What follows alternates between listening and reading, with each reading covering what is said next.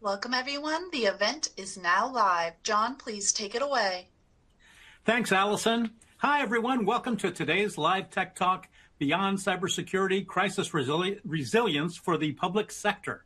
This event was organized by the hardworking folks at Redmond Magazine, and it's sponsored by Semperis, a leader in AI-powered identity security and cyber resilience for hybrid environments. I'm John K. Waters, Editor-in-Chief of the Converge 360 Group of 1105 Media, and I'm joined today by Cybersecurity Specialist Josh Wagman. Hey, Josh. Hi, John. Thank you very much for having me today. Great to have you, man. Let me tell you a little about our speaker today. Josh is an IT leader with more than 15 years in enterprise resilience, specializing in business continuity, disaster recovery, and identity security. With operational and consultative experience across server storage, virtualization, and data protection, Josh now serves as Director of Cyber Resilience Advisors at Semperis, helping executives strengthen organizational resilience. I'm really looking forward to this conversation, but before we get going, I need to do just a bit of housekeeping. This Tech Talk is being recorded for later access. Keep an eye out for an email with a link to that recording. It'll be coming your way in the next few days. Our sponsor has provided some extra resources you won't want to miss. They're available now on your console. And at the end of this conversation, we'll have a 5 to 10 minute Q&A. Please type your questions into the Q&A box. As they occur to you, we'll do our best to get to all of them. Okay, let's jump in. Public sector resilience is not just about recovering from an attack. It means keeping critical services running, supporting emergency operations, and maintaining continuity when people depend on them most. Today's crises rarely stay contained in one system. When identity infrastructure like, say, Active Directory, Entra ID, or Okta is compromised, the effects can ripple across agencies and mission-critical services. Our conversation today is focused on how public sector organizations can build resilience into that infrastructure and prepare for incidents that hit people, processes, technology, and mission delivery at once. Okay, let's start with the big picture, my friend. When you say crisis resilience in the public sector, what does that really mean beyond recovering from a cyber attack? Yeah, crisis resilience, recovery is definitely part of that conversation. But when we're talking about resilience, we're talking about a whole lot more that goes into that. It's the preparation, the planning, and it really involves containment, eradication, continuity. So how do we keep the lights on if we have a bad situation where systems are going down? How do we keep as many departments as functional as possible while we try to get back to normal? And then recoverability is definitely a part of that. And when we're talking about resilience as well, we're talking about tying back to what matters to an organization. So it goes into, have you performed your business impact assessment to understand what your critical lines of business are, how they fold into your mission? Have you defined what downtime procedures are required and what those look like? Having those critical system recovery plans, but not just recovering and restoring, but prioritizing that based off of dependency and criticality to the organization. And then as we rebuild, we have to look to build back better. We've got to make sure we take into account what we've experienced as part of that incident and making sure we're taking steps to mitigate that from happening again in the future. Okay, so why is resilience such a different challenge, I guess I could say, for government agencies and educational institutions than it is for many private sector organizations? I think definitely one of the most impactful areas is budget constraints. When you're dealing with public funds, the budget isn't always there to flesh out infrastructure to help mitigate. Also, when you're dealing with large, complex organizations like public sector, there's potentially many agencies involved. And so getting everybody on the same page can be extremely difficult. There's competing priorities, and when you take into account the budgetary constraints that these organizations often face, the complexity only compounds that. It makes it difficult to make sure that you can tackle everything at once. And then when you're dealing with large and complex organizations, it's often difficult to understand responsibility across different departments within state or local government. Who's responsible for what? Are there systems that are being shared, be it technical or non-technical? And who ultimately speaks for that specific system or those number of systems? Okay, so as I mentioned in the intro, the crises we're talking about today don't stay neatly inside one category. What makes incidents so hard to manage when they cross cyber, operational, physical, and communications barriers? I think one of the biggest challenges is definitely coordinating across teams. This is where we see the biggest breakdown in crisis response in general. If you're dealing with a low-level incident that stays localized to a specific team, it's usually not a giant obstacle to overcome. Communications is extremely efficient. Again, there's no competing priorities. But as soon as something escalates and we have to involve more teams or more departments, that's when coordination starts to break down. Are we able to understand who's responsible for what within all of these different teams? And at the same time, are our priorities aligned? Do we have the same goal in mind? We have to make sure we all get on the same page. And that's where a lot of the complexity comes into play. Okay, so when a public sector organization is hit by a cyber attack, what kinds of real world services can be affected? Yeah, when public sector gets hit, obviously we're talking about some pretty critical infrastructure. Sure. We're looking at public safety, number one.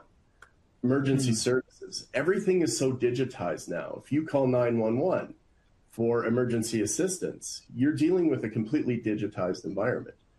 And so if systems are attacked and go down, we're definitely looking at public safety being probably first and foremost. We've got public health. Those that are dependent on public health, obviously there's a criticality there. We're talking literally about life-saving measures. Sure. We've got economic and labor support. So if we're dealing with something that takes down systems for a long period of time, are people able to get employment insurance and different things like that that support their life on a day-to-day basis, things like social services, and really the gamut is massive in what we're dealing with here, but it's usually critical services that everybody depends on a day-to-day basis. Okay, so identity isn't always the first thing people think about in crisis planning. Why should it be? That's a great question. And really what I think has been traditionally a focus on perimeter security has shifted in the last number of years to where identity has become a perimeter, but it's also foundational to everything we do. So your identity enables you digitally to access all of your different applications and services that are provided by any organization. And so when we're looking at why identity should be a focus point in crisis, it's the first thing we need back. We can't do anything in most of our environments if identity is not available to us. That means accessing software as a service application. It's not maybe obvious that identity internally is tied to that, but it definitely is. Any internal infrastructure that you need to be able to access. We've been in situations in an incident response capacity before where physical access was taken away from buildings because it was tied to core identity systems. So identity plays potentially a huge role in, number one, physical access, but obviously access to anything digital, any information, any processing we need to do. And basically anything that's using your primary identity is at risk. And then the other key element to look at is in modern cyber attacks, identity is usually, if not a foundational piece of what the attacker's using, it could be the primary target as well, because threat actors understand that if they take away identity, they take away your ability to operate. Makes sense. Okay, what can happen when core identity systems like Active Directory, Entra ID, or Okta are compromised during an incident? So if your identity systems are compromised, an attacker can, number one, create persistence. So they can figure out a way to gain access to your environment on a long-term method. They can do that in an obvious way. They can do that in not obvious ways, like setting up different delegations to areas of your identity platform that allow them to maintain elevated permissions in a not so obvious way. They can escalate their privilege, so they can get the keys to the kingdom. All they need is a foothold in your environment, and they can find a way to turn that foothold into that scenario where they basically have access to anything. When an attacker has access to an identity, they can access all of your private and proprietary information. So everything that's tied to those identities is accessible by the threat actor then. That's where you get things like data exfiltration.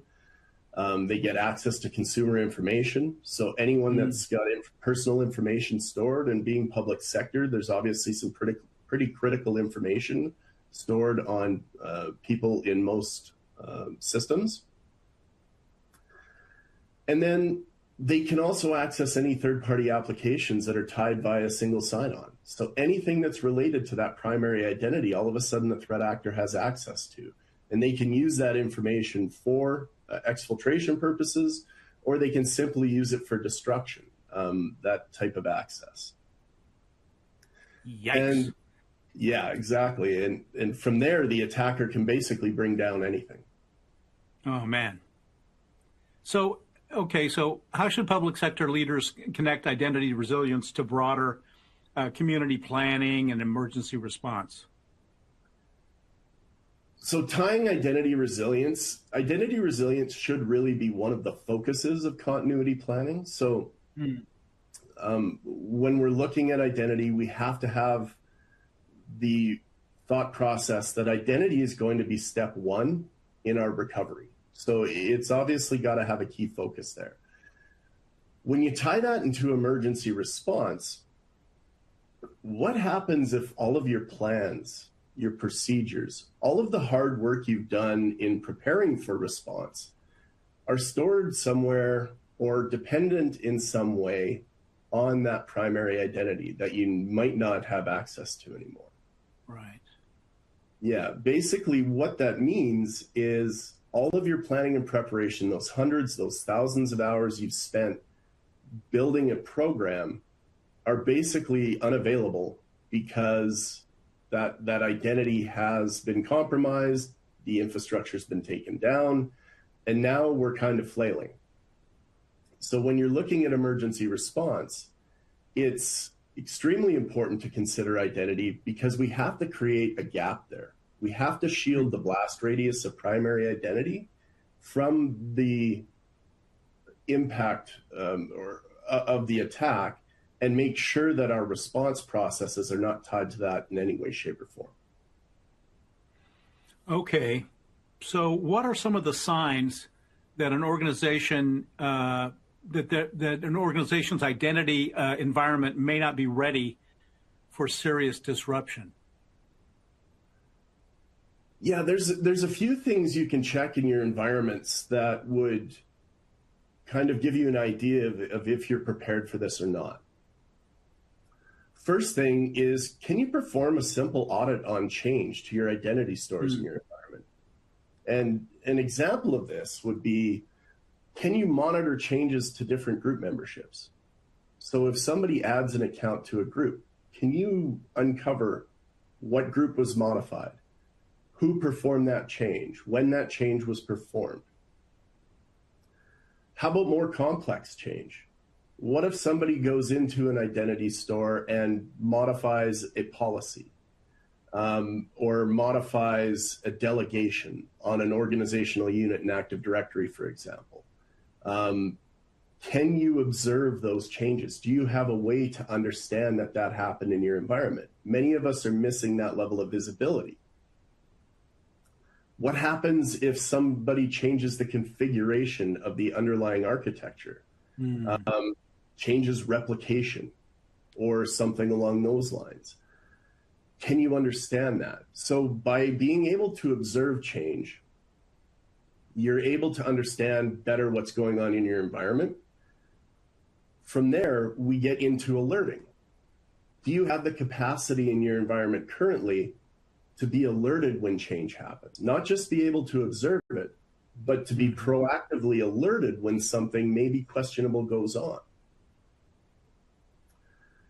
And then the third thing I would look at is, have you ever performed a full recovery of your identity environment that wasn't just a paper exercise?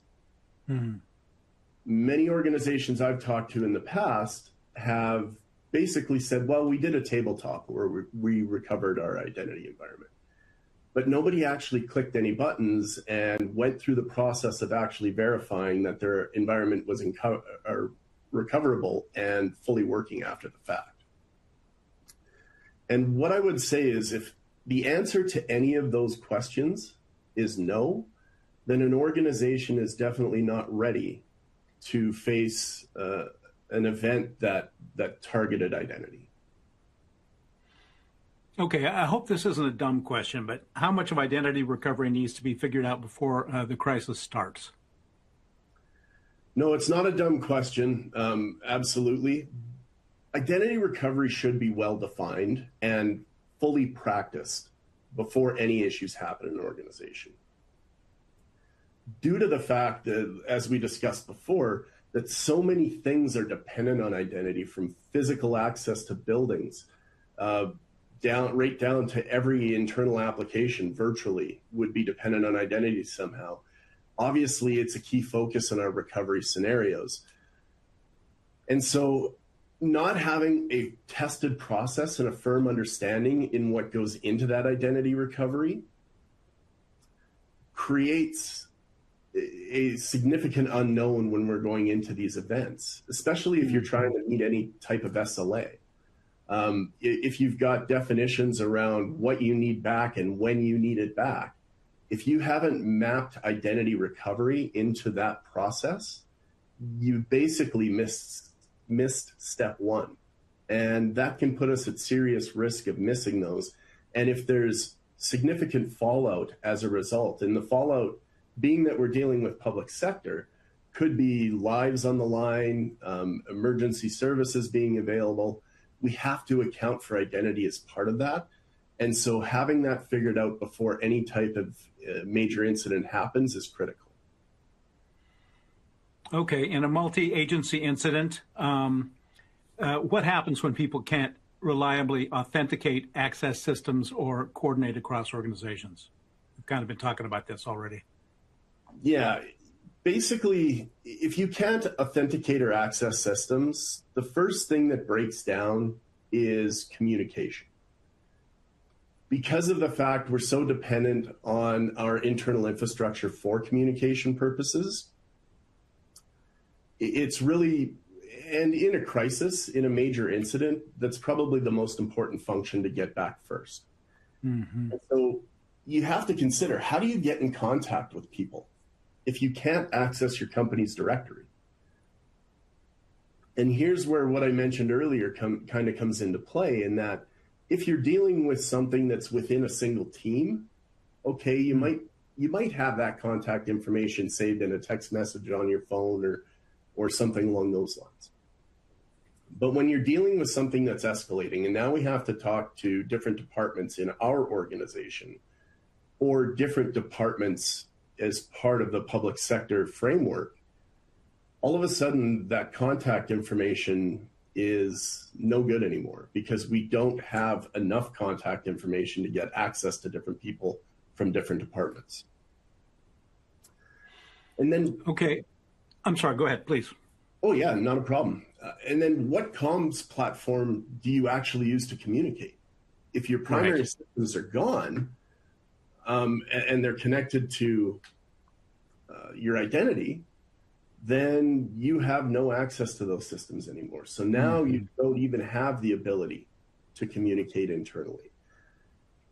If you have access to out-of-band tools, and we'll get into that a little more later, are they connected via SSO? Does the threat actor already have access to that information? And that's a big risk. Even if you've got an isolation mode in those tool sets, how long has the threat actor been in your environment? They likely have access to the out-of-band platform that had an SSO connection at some point. So the breakdown of those communications makes coordinating response or whatever you are dealing with incredibly difficult in these situations. Okay. I suspect communications can get messy fast during a cyber attack.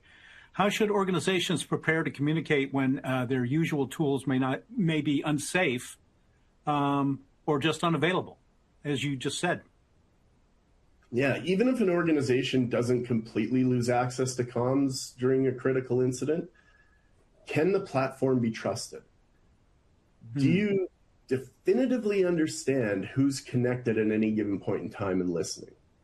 I've been in far too many conversations in the last 18 months where organizations have been dealing with major incidents involving cyber attacks where the threat actor was actually sitting on the bridge with them. And it makes it extremely difficult to get ahead of the threat actor if they're 3 steps ahead of you because they've got all of your planning information and are listening to how you're trying to battle them. So an organization must have a trusted out-of-band communications platform to use during critical incidents. And this platform cannot have any dependency at any point in time on the primary identity. So SSO with isolation mode, in my opinion, not good enough. Then from there, you have to run communications drills. And this is a situation where you should mandate internally. And this is something you can surprise your organization with when you've got the proper out-of-band tooling. How quickly can you kick over to those tool sets to begin communicating? This is something that needs to be exercised regularly so we understand the processes. And if you are able to do that and do it efficiently, you're taking a lot of complexity out of that response. Right. So practice makes perfect, I guess. Absolutely. So you talked about isolating and controlling communications during an incident. What does that look like in practice? So in practice, it really involves procuring a solution that provides out-of-band communication that meets your organizational requirements. So when you're looking at comms platforms, what type of functionality do you need in there? Do you need voice? Do you need video? Do you need screen share? Do you need chat capability? Do you have to have multiple lines of communication that are available to you, or is a single line enough? And then from there, you have to assess that this platform has to be completely isolated and disconnected from your primary identity platforms, because that's part of what we're protecting against, and shielded from the blast radius of whatever attacks that we're potentially able to fall victim to. And then you have to be able to maintain security on that platform. You have to be able to control who has access to that platform in the event of needing it for a real world scenario. Okay. So during a crisis, teams, need to move quickly, obviously. But how do they avoid letting urgency override security? Yeah, I mean, crises are the perfect opportunity for threat actors to get deeper access to an environment. And when we're using the term crisis, we can mean cyber related or non-cyber. Sure. And yeah, if we're dealing with a crisis that's not cyber related, that's actually perfect timing for a threat actor to get an initial foothold in the environment.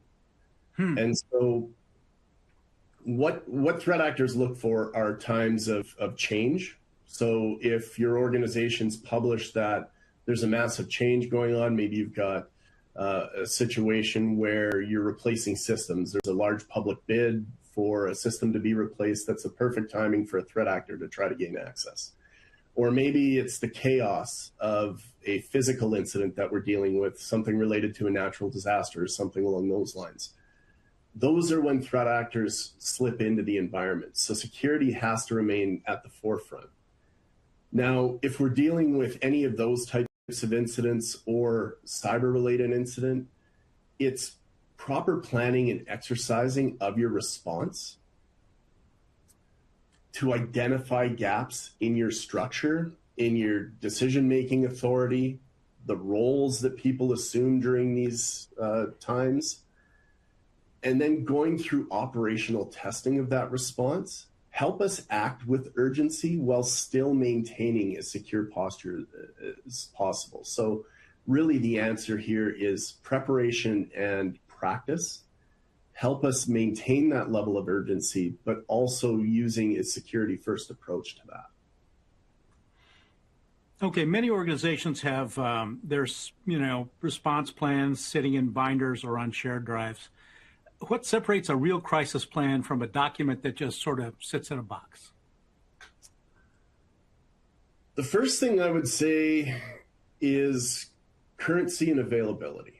So how current is your document? So you mentioned sitting in a binder. I've talked to a handful of organizations that take that approach. When is that binder refreshed? Is it done annually? Is it ever done? So how current is the documentation we have? And then from an availability standpoint, what I would say is where's that information kept and maintained? Is it maintained internally in a SharePoint environment? What happens if we lose access to that environment? Or an internal file share? It could be anything. We have to make sure that we have access to the environment or to that information no matter what happens internally. And so we have to make sure, number one, everything is up to date, and number two, it's available. And then the second thing I would highlight is how the plans are built.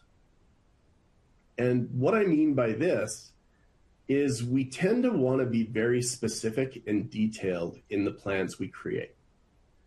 And that's great if you're dealing with a situation that you can perfectly anticipate. The reality is every situation is different. And so when we create the plans that are so specific, they instantly become obsolete because the incident we're dealing with isn't following the roadmap we expect. And so instead of creating hundreds of plans for specific situations, we should be focusing on creating plans or fewer plans that are more simplified, but they address roles and responsibilities in these response situations, decision-making authority, how we communicate, who we communicate to, and what regulatory obligations we're responsible for, amongst other things as well. But by doing this, by focusing on the right information in those plans, we're able to be flexible in other areas of response while still maintaining proper visibility, governance, and communications on the incidents we're dealing with.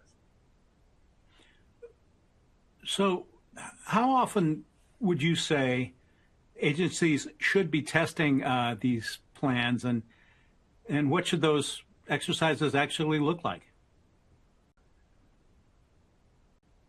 So testing of plans should be done multiple times per year and in multiple formats. You should be running tabletops at least a couple of times a year, but it's also more important to run more operational tests as well. Tabletops are great for identifying gaps in policy, strategic roles, but what they don't test is the stress of a live situation. And they don't test necessarily implementing the response. Basically, if you only perform tabletops, when we face an incident, there's usually operational issues that creep up because we never actually practice the operationalization of the response effort itself. There's no muscle memory there. Right. And so it's really important to include a number of different types of exercises when you're performing that testing. Okay, so, what kinds of tabletop exercises should simulations, tend to reveal, the biggest gaps? Yeah, with the tabletop, again, we're looking at policy alignment, strategic roles, but it does miss the stress timing and system failure impact of what we're actually dealing with. It's one thing to say we could do something, but can we actually operationalize that when it matters? Mm-hmm. As we can see on the screen here, we've also got communications drills, and I did mention this a little earlier. And that's being able to test our alternative channels and logins to the infrastructure that we're using to help facilitate that. And what it can miss, though, if you don't implement it correctly, is cross-team synchronization gaps. And so what we want to make sure is when we do test our comms drills that we're involving different teams from different areas and making sure we're looking at it at scale, not just in small groups necessarily. You've got operational drills, which help with logistics and resource pipelines.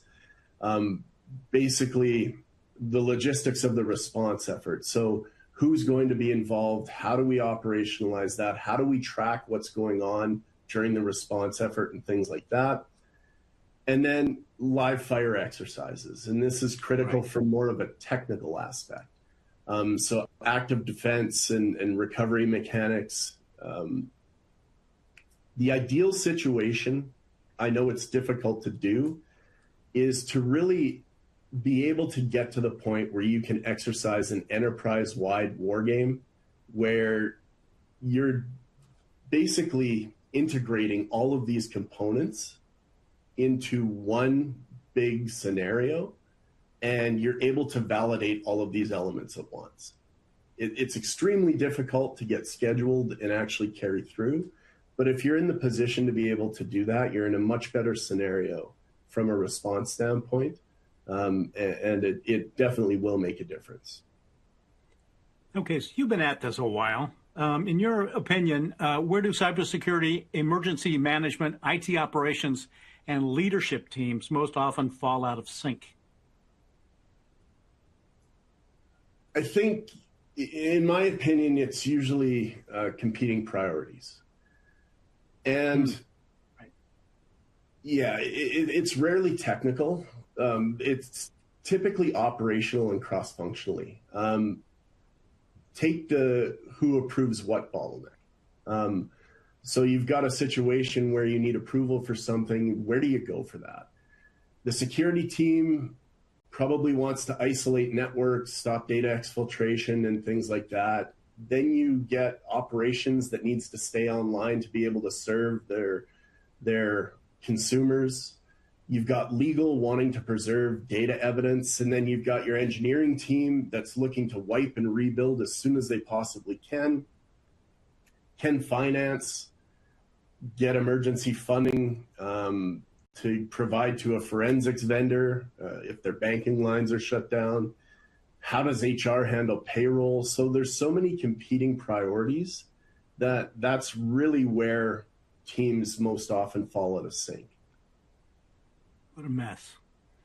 Okay, so what mistakes do you find public sector organizations commonly make when planning for identity-related attacks? I think this is actually a fairly simple answer. And it's really that not understanding the full dependency and impact of an identity-related attack. So, and it might not be the technical teams that don't understand that. It's usually the business itself, like up the organizational chain, so to speak, where the impact might not be fully understood. And so it's not prioritized as highly as it probably should be. I think in the last few years, this is starting to change because of the focus on identity during the attack lifecycle. So I'm optimistic that we're getting to the point where everybody's starting to put the right level of urgency on that. But traditionally, this is where I've seen the biggest issue is just around prioritization based off of understanding. Okay, so for agencies with limited budgets and small teams, what are the first moves that will make the biggest difference? If we're talking about crisis tooling or crisis planning, having a proper tool set in place can move the maturity needle quite a bit without putting a lot of time and effort into it. By crisis tooling, I mean having an out-of-band platform that allows you to store your information, be it contact information, be it response plans, continuity, downtime procedures, that type of information, as well as the ability to communicate during a critical scenario, as well as being able to operationalize and track your response. That can move your maturity needle quite a bit. Even if your plans aren't fully fleshed out, at least you've got somewhere to go where you can begin to respond. Okay, so finally, I guess if you could leave public sector leaders with one thing to do before the next crisis hits, what would that be? So I've actually got 3 recommendations that I would make in this scenario. And these are something that can be done fairly easily. What I would say is the first objective would be to map your top 3 business critical process to identify dependencies. So what are the 3 most important things for your organization to be able to meet its mission? And then look at the dependencies that go into that. From there, you define or align these functions with your North Star. What truly matters to your organization? How do we leverage these 3 processes to maintain our operations? And then from there, you run a cross-functional exercise with leaders and executives. Are there key decision points that require authority outside of normal?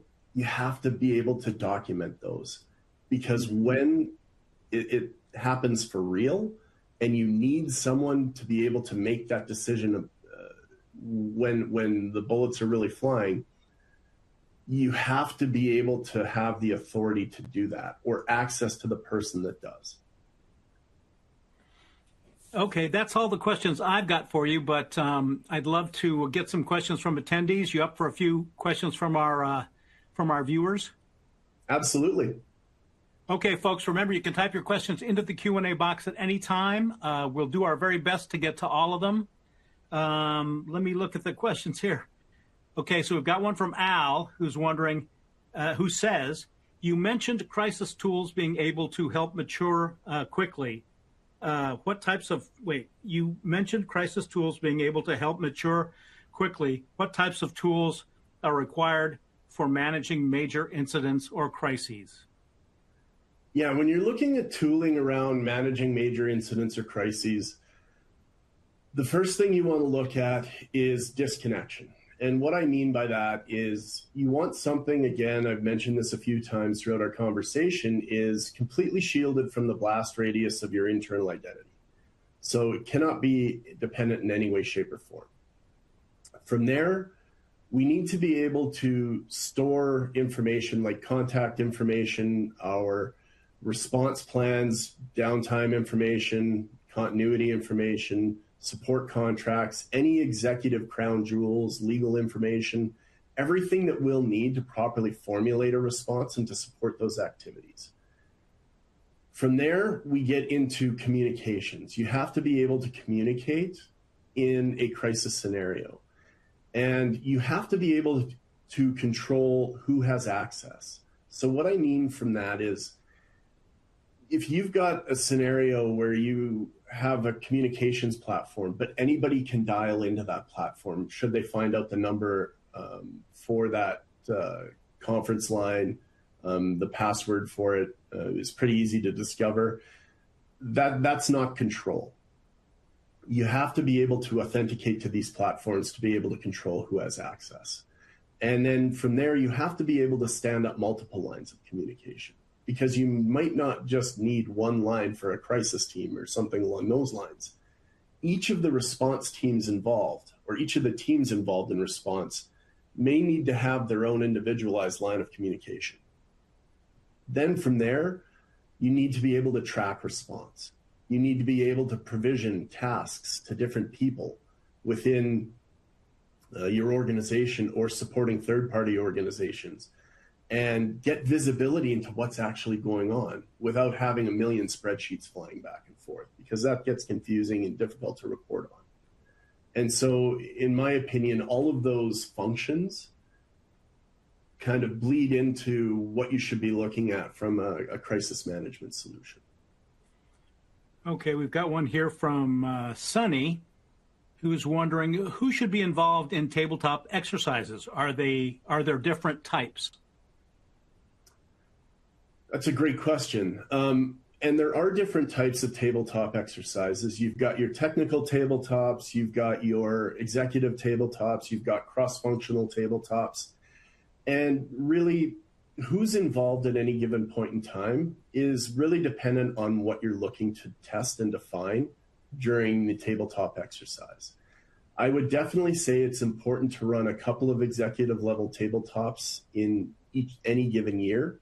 The reason being is that's typically where decision authority, policy, and different things like that are formulated, as well as potentially where the biggest gaps exist when we're dealing with a major incident or crisis.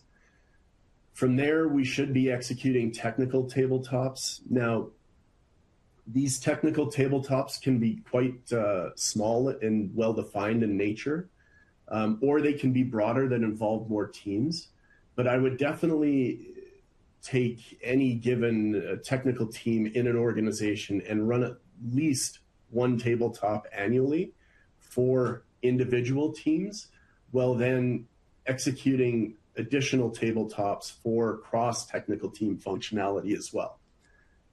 And then the third type I'd really focus on are fully cross-functional tabletops, where we're involving executive leadership as well as different technical resources to be able to get into more of those live fire exercises that we were talking about, and be able to more,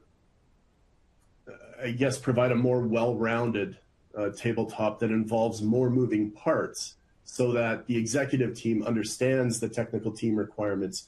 The technical team then understands the executive process, procedure, and decision-making authority, and different things like that. So the three main ones that I've identified, I think that should pretty much answer that. Okay. All right, we've got, checking my clock, so we've got time for one more question. This is a little, kind of a long one. It's from Perry. We are looking at developing business continuity and crisis plans, but are having a tough time determining where to start. Do you have any recommendations on where to begin the process? Yeah, and this is something I've run into quite a bit, is the where to start piece. And I think the picture on the screen is a little appropriate for that. It's kind of like trying to eat an elephant. You have to do it one bite at a time. When you're looking at building your business continuity and crisis plans, the first thing that's important is to really understand what the organizational mission is. So what is your key mission with whatever you're doing? If it's emergency services, you're there to save lives. So what do you need to do to support yourself to be able to save lives? From there, you have to perform a business impact assessment. Understand what different departments in your organization are reliant or what tasks they perform, what systems they're reliant on to do that, and how does that fold into your mission? Once you understand that, it becomes much easier to start developing continuity plans and crisis management plans. Because you understand your core mission, you now understand the processes that go into delivering that core mission. Now you can identify what those processes have for dependencies within your technical environment. By identifying those key dependencies, we now understand where our focus should be first when you're getting into the situations where those systems are not available anymore. Do you have downtime procedures that can help mitigate those systems being offline? Is it possible to build those downtime procedures? Some systems, you may not be able to do that. Some systems, it might be easy to be able to set up downtime procedures. From there, you get into, okay, if we've got downtime procedures, how long can we use those downtime procedures to maintain effective operations? Is it an hour? Is it a week? Is it a month? Once you've identified all of that, creating a response plan or a business continuity plan that addresses those needs becomes much more simple. We understand the systems that we're dependent on to deliver our core mission. We understand where we can get away with those systems being offline a little longer and where we can't get away with that. And from there, we can start prioritizing what our response effort looks like from a recovery standpoint. And that's where we really get into the business continuity conversation and how do we keep the lights on? So where we've got downtime procedures, we may not need to focus on them quite as urgently. Where we don't have the ability to create those, we've got to focus on those yesterday. And that's all the time we have for this Tech Talk. Many thanks to Josh Wagman for his sharp insights and for sharing his experience with us, and to Semperis for making this conversation possible. We couldn't have done it without them. Thanks, everyone, and have a great day.